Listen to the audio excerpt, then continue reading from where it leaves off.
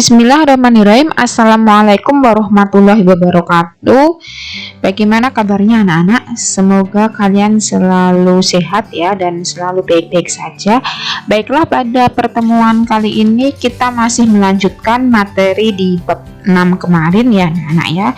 Jika pada pertemuan minggu lalu kita sudah mempelajari mengenai materi Indonesia sebagai satu kesatuan politik dan wilayah, maka pada pertemuan hari ini kita masih melanjutkan materi Indonesia sebagai satu kesatuan, yaitu Indonesia sebagai satu kesatuan pertahanan dan keamanan, Indonesia sebagai satu kesatuan ekonomi, dan juga Indonesia sebagai satu kesatuan sosial dan budaya.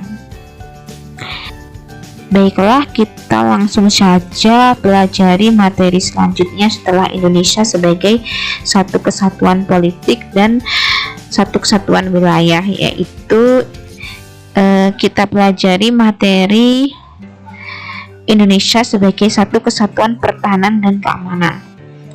Oke, Indonesia sebagai satu kesatuan pertahanan dan keamanan mengandung arti bahwa setiap warga negara memiliki hak yang sama dalam rangka membela negara dan bangsa.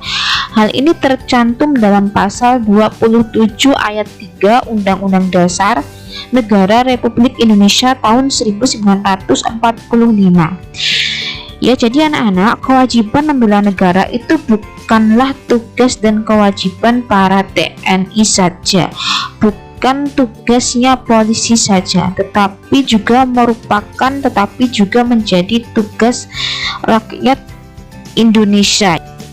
Nah, dalam pasal 30 ayat 2 Undang-Undang Dasar Negara Republik Indonesia tahun 1945 yang berkewajiban untuk menjaga pertahanan dan keamanan negara adalah tentara negara Indonesia dan kepolisian negara Republik Indonesia sebagai kekuatan utama dan dibantu oleh rakyat sebagai kekuatan pendukung. Nah, jadi di sini jelas ya anak-anak bahwa harus ada sinergi, harus ada persatuan dari tentara negara Indonesia dan kepolisian negara Republik Indonesia serta dari rakyat untuk bersama-sama menjaga pertahanan dan keamanan negara ya, sebab kita wajib untuk mendukung segala upaya yang dilakukan oleh TNI dan Polri dalam rangka mempertahankan wilayah dan kedaulatan NKRI. Nah, anak-anak, mengapa kita perlu bersinergi dan bersatu dalam membela negara dan menjaga pertahanan dan keamanan negara? Nah, ini karena setiap adanya ancaman atau gangguan terhadap suatu pulau atau suatu daerah atau suatu wilayah di tanah air ini, itu pada hakikatnya menjadi ancaman bagi seluruh bangsa Indonesia ya. Makanya kita itu perlu bersatu untuk sama-sama menjaga keutuhan wilayah NKRI agar tidak terpecah belah. Nah, ancaman terhadap pertahanan dan keamanan negara itu biasanya berupa ancaman militer ya anak-anak ya. Ancaman militer seperti sabotase, agresi, spionase dan sebagainya ya. Nah, ancaman militer itu ada yang berasal dari dalam negeri dan ada yang berasal dari luar negeri, yang kedua-duanya bisa menimbulkan disintegrasi bangsa dan wilayah ya. Ancaman terhadap pertahanan dan keamanan negara yang berasal dari dalam negeri yang pernah terjadi ini misalnya adanya gerakan Aceh Merdeka atau GAM dan Operasi Papua Merdeka atau OPM ya. Nah, kedua gerakan tersebut ini ingin memisahkan diri dari NKRI yang kemudian diselesaikan dengan pemberian otonomi khusus kepada kedua daerah tersebut ya.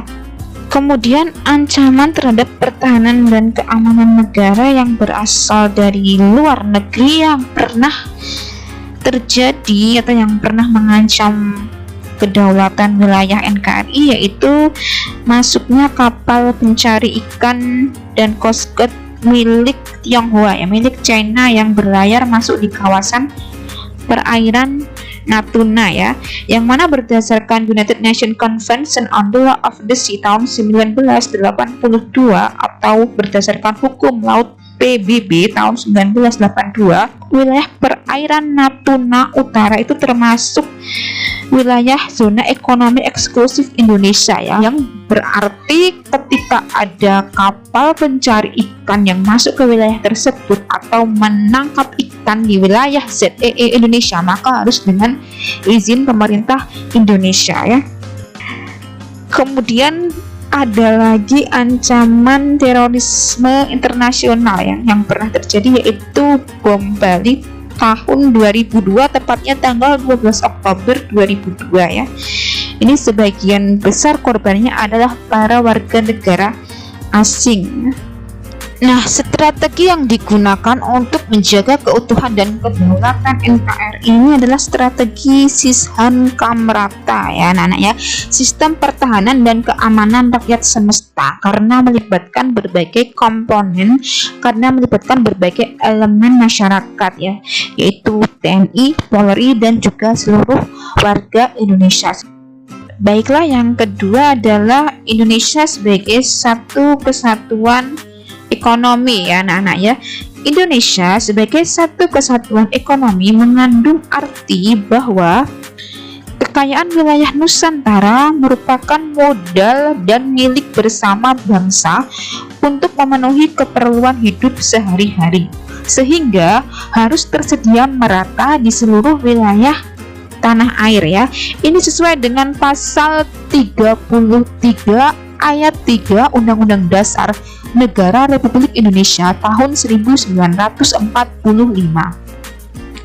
yang menyatakan bahwa bumi, air, dan kekayaan alam yang terkandung di dalamnya itu dikuasai oleh negara dan dipergunakan untuk sebesar-besarnya kemakmuran rakyat. Nah, oleh karena kekayaan alam yang terkandung di Indonesia ini merupakan milik bersama bangsa Indonesia, merupakan milik seluruh rakyat Indonesia, maka tingkat perkembangan ekonomi masyarakat itu harus serasi dan seimbang di seluruh daerah tanpa meninggalkan ciri-ciri khas yang dimiliki oleh daerah tersebut dalam mengembangkan kehidupan ekonominya. Misalnya kalau suatu daerah itu potensinya ada pada pariwisatanya, maka untuk mengembangkan potensi ekonominya itu tidak boleh jauh-jauh dari pariwisata ya. Demikian pula kalau desa itu adalah desa adat yang masih menjunjung nilai-nilai adat dan nilai-nilai kearifan lokal, maka ketika ada pembangunan di desa tersebut untuk meningkatkan ekonomi masyarakat desa setempat, itu tidak boleh melanggar nilai-nilai adat yang ada di desa tersebut. Oke, yang terakhir adalah Indonesia sebagai satu kesatuan sosial dan budaya. Indonesia sebagai satu kesatuan sosial dan budaya mengandung arti bahwa masyarakat Indonesia adalah satu. Kehidupan bangsa harus serasi dengan terdapatnya tingkat kemajuan masyarakat yang sama, merata, dan seimbang, serta adanya keselarasan kehidupan yang sesuai dengan kemajuan bangsa. Nah, di sini maksudnya adalah kehidupan sosial masyarakat Indonesia itu harus merata ya anak-anak ya, tidak boleh ada jurang pemisah atau kesenjangan terlalu tinggi antara yang mampu dan yang tidak mampu ya. Kemudian juga kemajuan di berbagai bidang antara daerah satu dengan daerah yang lain itu juga harus merata. Tidak boleh ada kesenjangan yang terlalu tinggi anak-anak ya. Misalnya perkembangan di bidang iptek, ilmu pengetahuan dan teknologi, kemudian perkembangan di bidang pendidikan, kemudian perkembangan di bidang kesehatan, itu baik dari segi teknologi maupun dari segi sekolah, akses pendidikan, dan dari segi akses kesehatan itu harus bisa mudah diakses oleh setiap masyarakat, baik itu di daerah perkotaan maupun di daerah-daerah terpencil ya. Kemudian Indonesia sebagai satu kesatuan budaya, itu berarti budaya Indonesia pada hakikatnya adalah satu kesatuan, sedangkan keberagaman yang ada menggambarkan kekayaan budaya bangsa yang menjadi modal dan landasan pengembangan budaya nasional. Jadi keberagaman budaya yang ada di Indonesia ya, seperti kesenian, kemudian tarian daerah, kemudian lagu daerah, kemudian pakaian daerah dan sebagainya, itu harus dijaga dan dilestarikan, bukan untuk disamakan tetapi untuk disatukan ya, karena keberagaman tadi menjadi aset untuk pengembangan budaya nasional kita agar tetap eksis dan bisa kita tunjukkan di kancah internasional ya. Baiklah anak-anak, itu tadi penjelasan dari Ibu mengenai Indonesia sebagai satu kesatuan pertahanan dan keamanan, Indonesia sebagai satu persatuan ekonomi, dan juga Indonesia sebagai satu kesatuan sosial dan budaya. Semoga kalian dapat lebih memahaminya, dan apabila kalian belum paham boleh kalian tanyakan ya. Dan jangan lupa untuk mengerjakan tugas yang Ibu berikan hari ini. Kemudian apabila ada tugas yang belum kalian kerjakan, silahkan segera dikerjakan dan dikirimkan kepada Ibu. Jangan sampai nanti tagihan tugasnya menumpuk di akhir saat mau kenaikan kelas ya anak-anak ya. Oke, Ibu ucapkan terima kasih kepada kalian yang sudah menonton video ini sampai akhir. Sekian, wassalamualaikum warahmatullahi wabarakatuh.